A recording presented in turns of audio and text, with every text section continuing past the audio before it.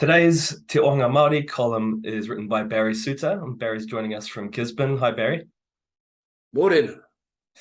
So you've written about the tech industry, obviously one of the, looking to be the largest export market for New Zealand in coming years. Tell us about your experience at the High Tech Awards last week.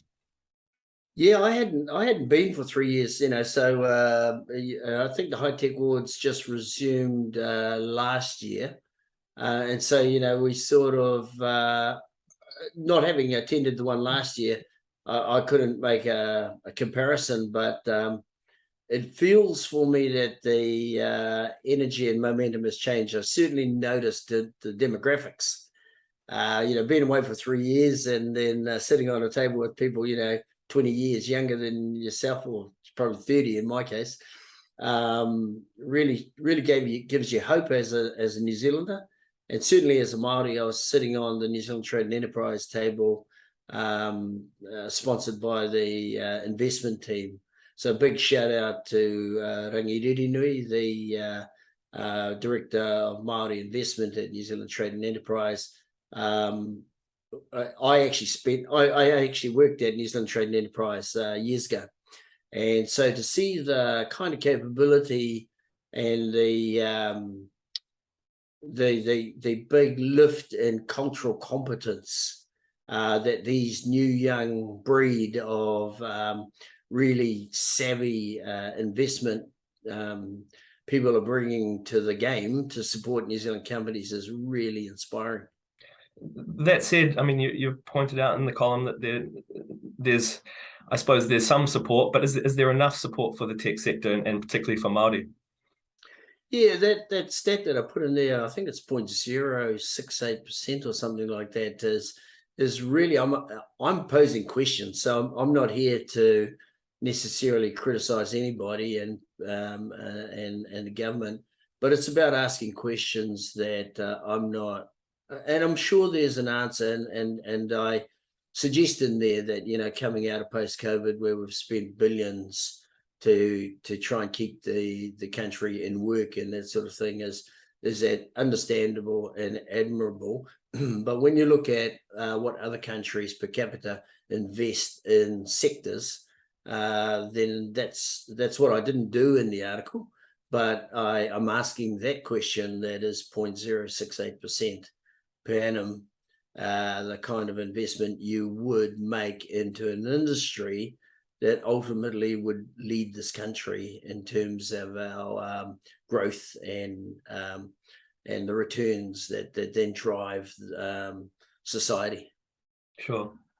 And so obviously there's money and makes the world go round, but in terms of approach at fostering entrepreneurship, and particularly Māori entrepreneurship within the tech sector, what kind of approach do you think works best?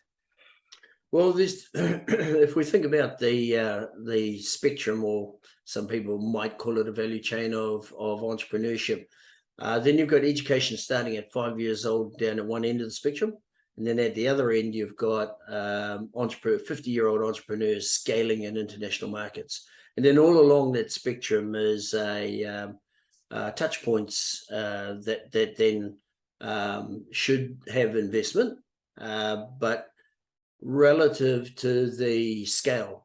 So if you think about education, it's a cone, very large cone, where you can spend a lot of money and not necessarily get any direct return, because it'll take 30 years before those 5-year-olds become entrepreneurs scaling businesses overseas. So we know that it's a less than 1% game. So if you look at the other end of the spectrum, 40 and 50-year-olds scaling offshore, their ability to drive job creation, investment and revenue into a community is unquestionable.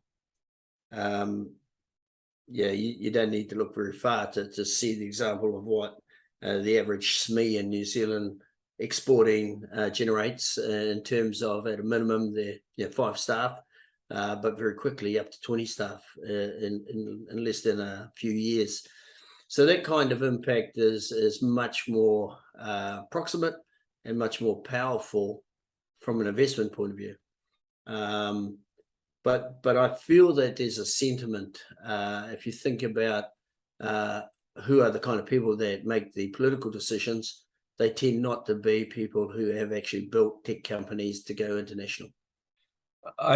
You said before you're sort of inspired by the High Tech Awards last week. Are there a couple that you've mentioned in the column? A couple of winners there, Agracy and Ubco. Sort of what are you taking from examples like that? Oh well, disclaimer. I helped induct Ubco to New Zealand Trade and Enterprise back in the day when the co-inventor Anthony Clyde was they were in real startup mode, and they had a the proposition that they offered. Look, golly, we're talking 10+ years ago. Was actually intriguing. They were addressing a particular market, in both from a point of view of the dual drive two-wheel electric utility bike in the in the primary sector, but also in the recreation market, which is massive in the United States. The real power that they had at the time, which was New Zealand leading, was the manufacturing up in China and the battery technologies and software that they had invested in that bike. And to do that and be a world beater, really provides local examples. You could walk down the road. So the company's based out of Tauranga, but one of the co-inventors lives in Whakatane.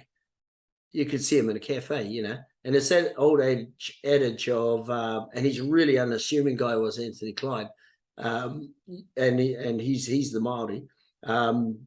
It was one of those interesting things. You can't be what you can't see. So from an aspirational point of view, for young entrepreneurs, the ability to see that guy walking around in Whakatane is just amazing.